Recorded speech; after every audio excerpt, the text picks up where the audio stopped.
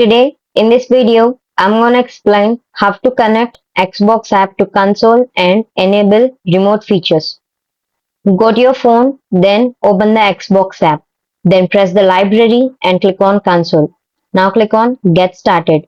Now click on set up a new console. Then continue the process to add.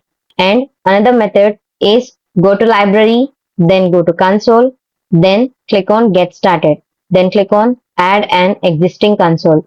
Now click on next. Now click on enable from the console. Then click on enable instant on. Then click on test remote play. From the mobile, give a name for console and press next. Then go to home and click on library. Now go to console and click on next. Then click on close. Now go to setting, then go to power options, then turn on the sleep.